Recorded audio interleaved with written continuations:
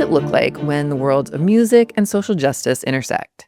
That's the question that I look at on this podcast. It's called It's Giving, and it's hosted by me, Ingela Travers-Hayward.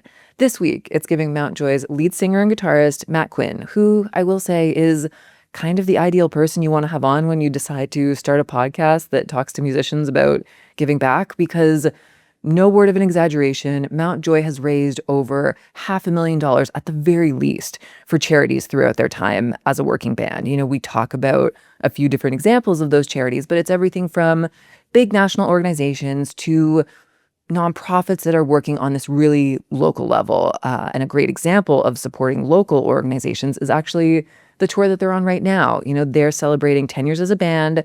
And so every tour stop that they're on this year, they're working with Plus One to donate $1 from each ticket to an organization helping people in that specific city.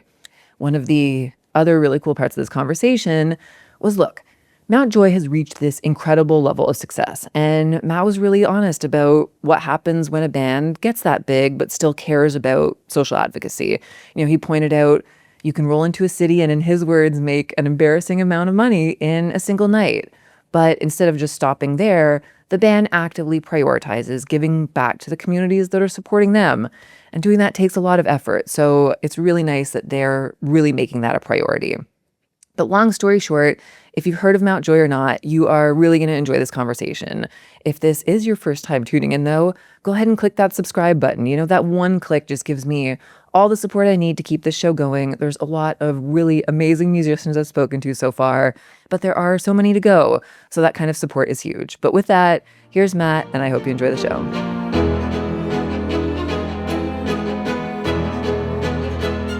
Matt, thank you so much for joining me. I am so excited to talk to you. I think there is no shortage of things to talk about when it comes to how your band has sort of woven social good and your music together. But the big thing that I want to sort of start with is when it comes to you outside of your band, historically or present day, what band is a great example of using music for social good? Is there an example that you can think of someone who you really admired for using their platform in a really great way?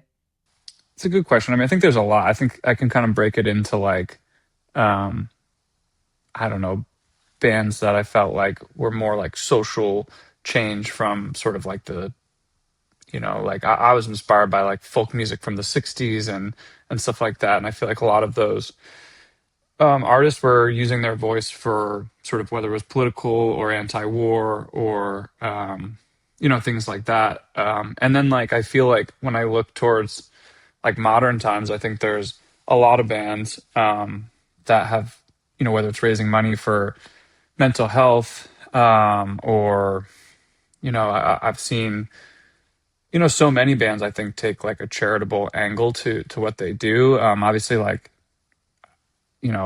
gotten to kind of come up and then watch Noah Khan explode next to us, and he's done like a lot of amazing work in the sort of contemporary, I guess, like mental health awareness space. But no, I mean, I'm kind of drawing a bit of the classic. Like there's so many to think of that I'm like, oh my gosh. But I do think there are like so many bands, doing amazing charitable work. And even like, I would say like a thing when we started having some success, like we started learning a lot about charities and how different bands set up like different organizations and things like that. And I think that just speaks to like how commonplace it is for bands, at least contemporary bands, to that's be actually, that was going to lead me right into my next question is, so how did you navigate it when you were starting out? Like figuring out, okay, we are trying to make it as musicians, but we also want to use that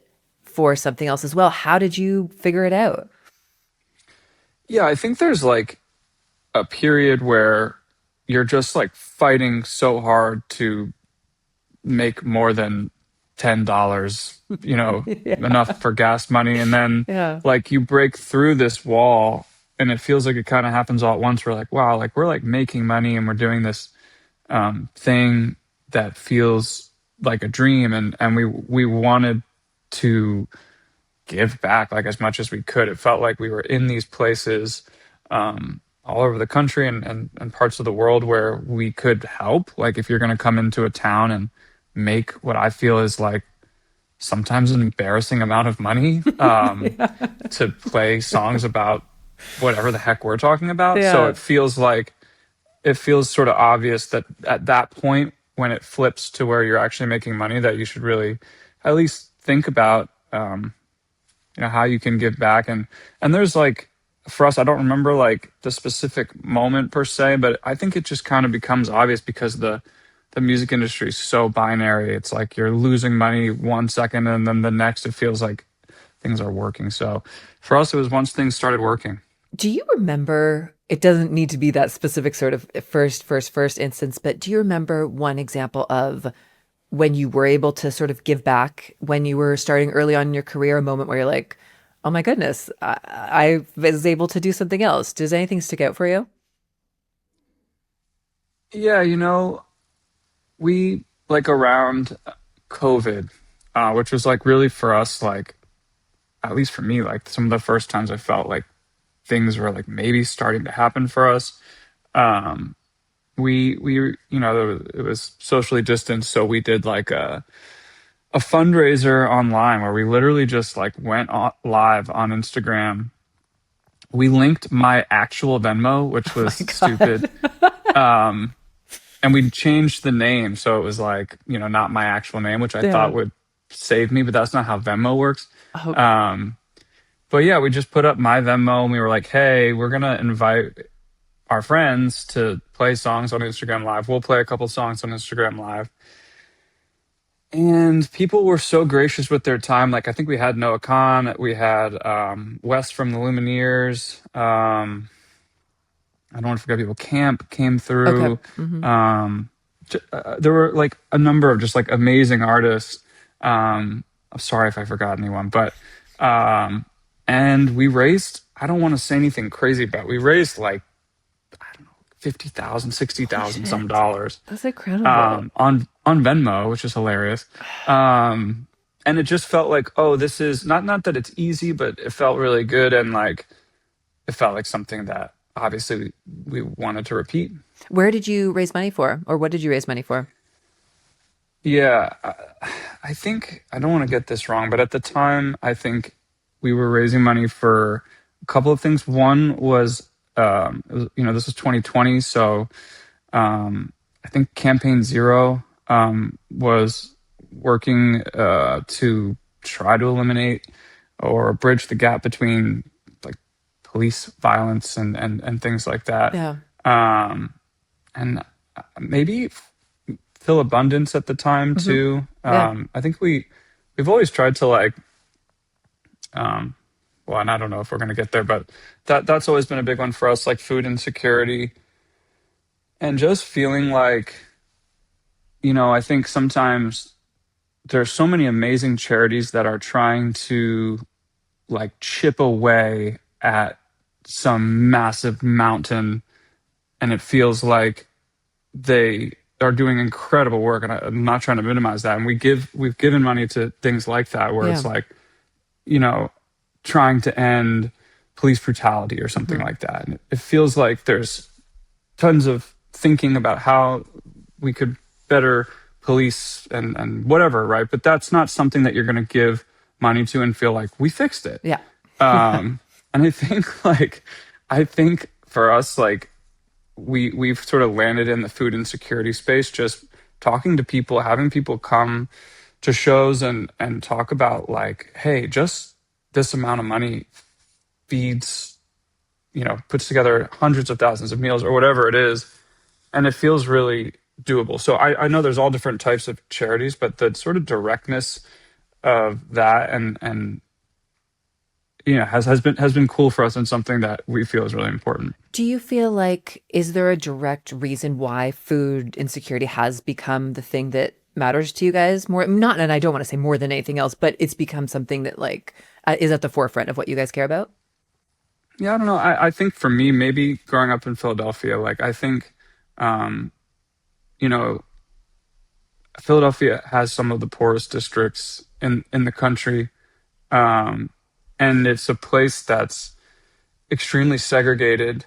So you kind of are constantly faced with this thing of like the people who, the haves and the have nots, Yeah. so to speak. And there's of course like a very wealthy, and maybe that's like some of what gets projected out from Philadelphia. Like there's a lot of wealth and there's a lot of very successful people, but then there's like this sort of dark side to that city, at least, from my perspective. And um you see people that are hungry. Like Yeah. you see districts of that city when you drive through the city that are that need help.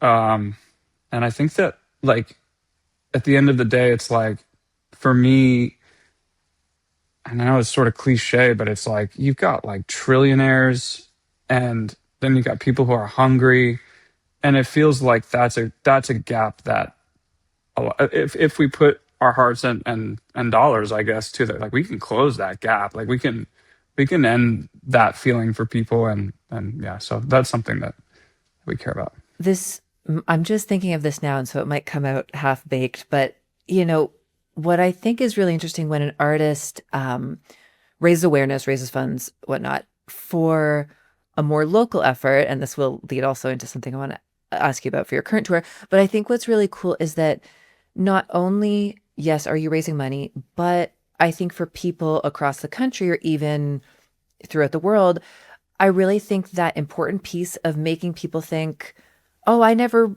really thought about Philly in that way. I think that is also really important because as you're talking, I've been to Philly a few times. I really enjoyed it.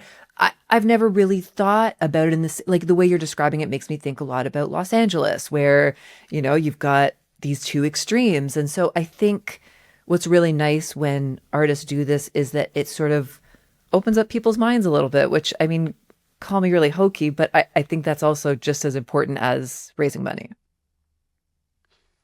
Yeah, I mean, I think like that story that Philadelphia has, and Los Angeles too. I've lived in Los Angeles as well. Is one where it's like, yeah, there's so many amazing people that just you know grew up on the wrong side of the tracks, so to speak. So I think like, um, yeah, I think it's hard to know exactly like what maybe is your podcast, I guess, but it's hard to know exactly like where a band can bridge those gaps, I guess. But yeah, I think when you think locally, like when you think about Philadelphia, for me, growing up listening to bands and being inspired by people and artists from Philadelphia, and Philadelphia giving me the inspiration to like go do this, it's like it's pretty like, okay, well, how can I reach back out?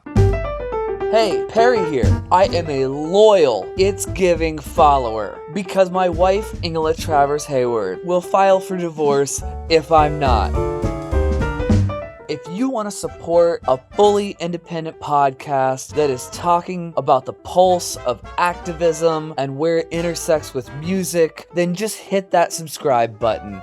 You have no idea how much it helps. And now, I'll quit talking, which is incredibly hard for me to do, and get you back to the episode.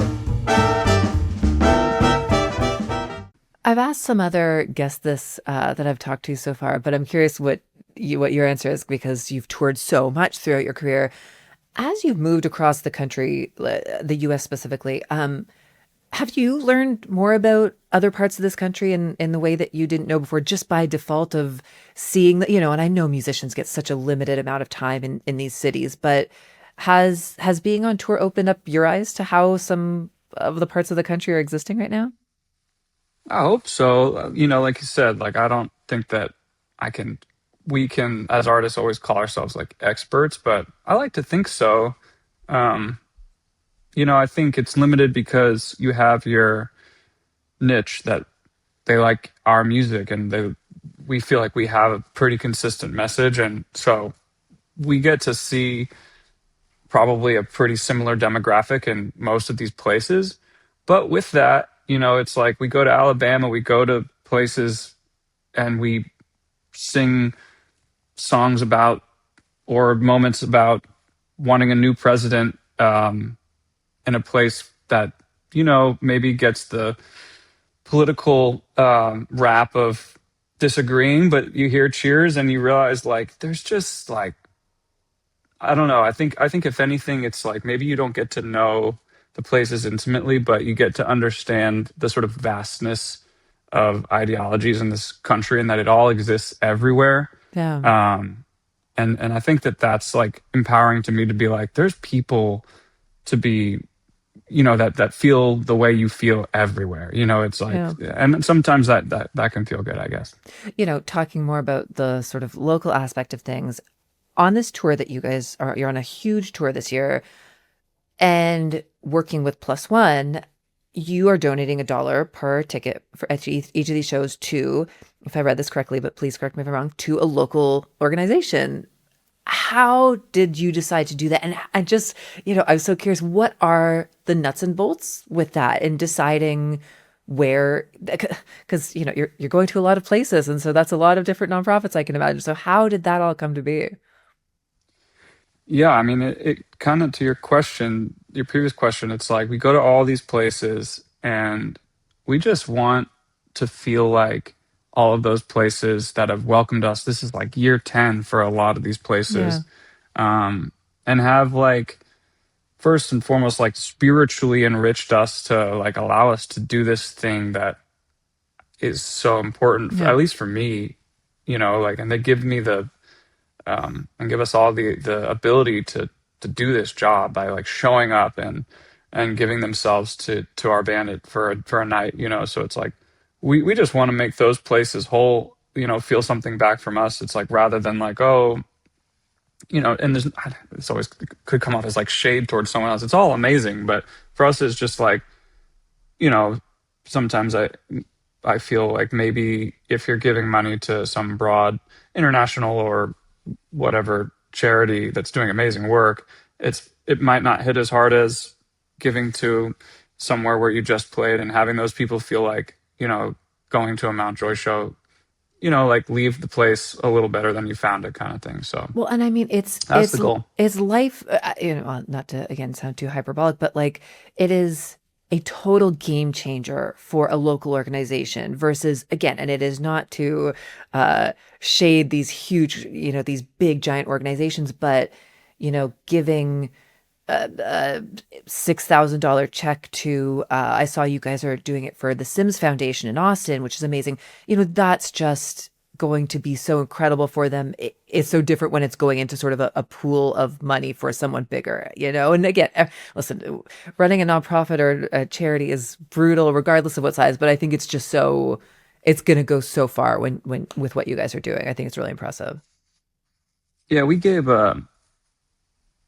I don't want to say it wrong, but like I think we gave a portion of the proceeds. It was a big number to to two different food banks in Asheville. Okay. After the floods, we played in Asheville, and a woman who like runs the local food bank and came and met with us afterwards, and like, yeah, just something in her voice, like you could tell what it meant to her and how difficult what they had been going through was. And I think like sometimes it wakes you up, like you do charity work, but it just kind of like I said, like to be completely honest with you, like we're not making like bazillions of dollars or anything Yeah. like that, but you do get to this place where it's like you don't necessarily feel the charity work that you're doing. You're just like, oh, it's something I feel like personally, I feel like we have to do. Like Yeah. it would feel bizarre if we weren't doing it. And so when someone personally comes up to you and is, brought to tears by something like that, it's like, oh, like, and that's not our biggest donation or anything like that. To your point, it's like, oh, this type of stuff, like to your point, is like, there are people in communities that like really jump in to fix problems that they're heartbroken by, Yeah. that mean the world to them, and you have no idea what these types of gestures are doing a lot of the time when you give to there's so many amazing big organizations, and they Of do need course. funding, and Yeah.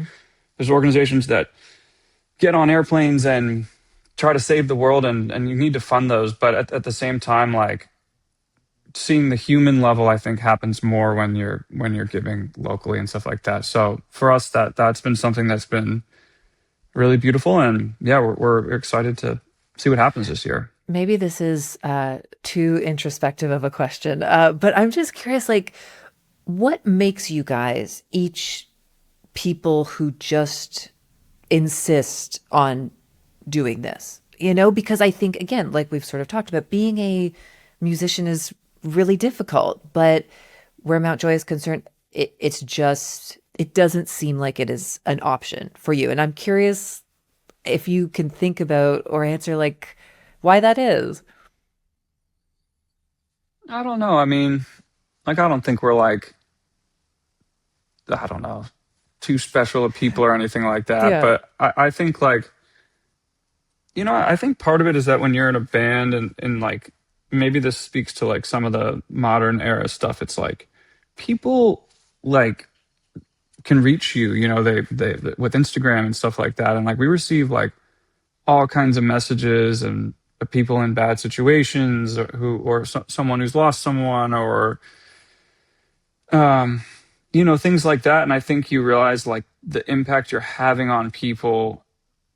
And then I think for us it's just like, okay, it's amazing to feel like we make this music and we reach people and we have this impact, but like how else can we fix things? Sometimes it's like we hear stories, like we've worked with Family Reach, which is a charity that kind of helps families who are, being torched financially by cancer. And like you meet these people who run Family Reach and they tell you the stories. Like Yeah. they explain to you what's going on and what they can use the money for, not just what, but like who. And like, I think you just, like for us, I think it's just that, I don't know, we just got pulled into this world where you see how you can be helpful. And, I think on a human level, that's just something that you want to do at that point. I'm glad you brought up Family Reach because I think this was something that I really wanted to ask you about because I viewed it as such a perfect example of music and giving back coming together. So, can you tell me a little bit about your song Lucy and sort of how that and Family Reach sort of came into play with each other? Yeah. So the story is like, not just as a flex, but it really truly what this was the timeline. But the story was like we had played Madison Square Garden for the first time, and you know, it was amazing. Like the feeling. I only say that because it's like you're riding this crazy feeling of like, wow, we just did that. And we went to a bar somewhere near, the arena, and we had to play a show the next day, so we had like a bus call. And long story short, like we all left the bar and made it to the bus, and we were kind of waiting, still in a celebratory mode. And Michael, our bass player, like just missed the bus call by 2 minutes, and then 5 minutes, and then 30 minutes, and it was like, oh no. And he came on the bus and was, finally, and was like very apologetic, but he explained that his friend had kind of grabbed him as he was closing out his tab and like asked him to have a drink, and he was like, oh, like I can't, I gotta go. And that she told him that, she had multiple brain tumors, and like she'd come to the show and wanted to talk to him and tell him in person that she wasn't sure if she was gonna fight it, that it was, so obviously we were just crushed and felt really sad. And it's something that I thought about a lot. It's like, I don't know, not to make it about me, but you like, you feel like sometimes things happen at certain moments that are like super humbling, and just like reminders of like the sort of bigger picture. And fortunately, and then long story short, I just kind of kept thinking about that Yeah. and wrote the song about that moment. Um, and like that led us, that opened this door to obviously people reaching out about similar things, and ultimately led to this place of Family Reach and raising money for the American Brain Tumor Association, who do amazing work as well. But also, fortunately, like as the story goes, and I'm fairly certain, Lucy, which is a pseudonym, is like did decide to fight it, and is still fighting. And so, like,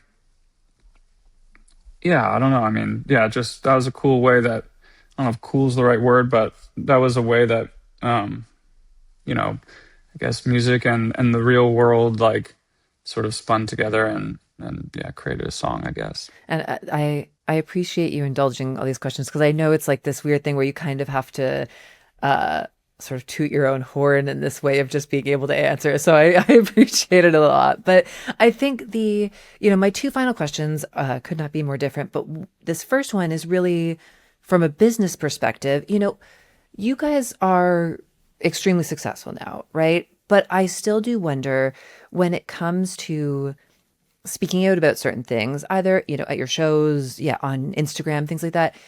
Do you ever have to reconcile being a working musician, but also deciding, I want to speak about this because it's important to me? Like, do you ever have to sort of think, okay, maybe I shouldn't for the sake of my career? Does that ever come into play in your head at all? Yeah, I mean, 100%. Yeah. And I don't like think, no, I won't say the name, but like I've had this conversation with artists bigger than us as well. And like, I think for me personally, it's different for everyone, but I know every artist thinks about this, and it's like most like people when they, I feel like when they have a job, they're not faced with this, right? They're not like, maybe they feel like they should go to management at whatever Instagram and be like, hey, we should stop doing this or whatever. But it's No. not like their individual role or something. So it's a unique thing. But I always just think about like, and maybe this is wrong, but I'm like, it's worth saying something.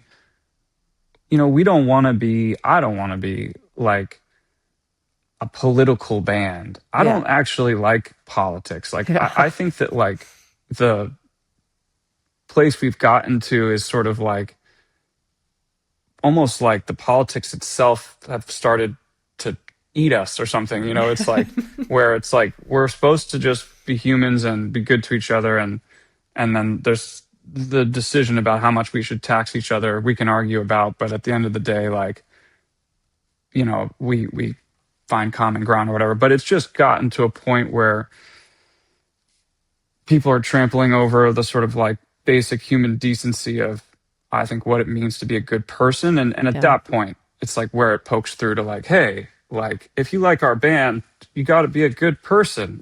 Like that's like all it is. It's like Yeah. trying to find that line where it's like Mountjoy is probably not going to be the band that, argues over what the number should be at the capital gains tax, but like I I think we have opinions on that, but it doesn't feel like our Yeah. place. It's like, That'd be an interesting branding pivot. But yeah, sorry, yeah, keep going. yeah, yeah, exactly. But because ultimately, right, like no one cares what we think about that. But I think there is this line that I'm trying to thread where it's like, but there is stuff about like, I think in our message about being a good person and Yeah. making sure that everyone's free to quote ourselves, to move how they want to move and be the person that they want to be and love who they want to love, and all of those things. Like when those things feel like they're getting infringed upon, like it is part of our message to just underline that, to be like, hey, this is who we are, and this is, what we hold. These are the truths that we are believe are self-evident, that, like, and it's weird that you have to say something that is self-evident, but that's kind of where we're at. So Yeah. I think it's more just like there are moments that require everyone to raise their hand and say something. So Yeah, yeah. I always think with musicians, yeah, like, in I yeah, I I don't envy you guys in the sense that, yeah, I do feel, I can imagine there's this pressure, but when you say, well, people don't care about what we think about capital gains tax, but like sometimes I wonder, but are you getting messages or comments saying, but we do care what you think about this? So tell me what you think this about this. And then it's just sort of like, but I'm just one band, Like, I don't know. It's I think it must be such an interesting and tough push and It pull. goes it goes both ways. Yeah, I mean, like I've received death threats Yeah. for saying things about the president, and I've, received messages that I'm not saying enough about some things. So I think like, at the end of the day, it's just like you just try to do the best you Do the can. best you can. I don't Yeah. know. Yeah, no, I think you're totally right. That's And I will wrap this up so that you don't have to finish on talking about the poor death threats that you've gotten. I just always like to ask, the world's a lot right now, it can be pretty intense. And so if someone's listening to this and they're like, I just want to try and do something to try and help in some small way, not just to make myself feel better, but to try and feel like I'm making some sort of little bit of good in this world. What kind of advice would you give them? What would you suggest that they do?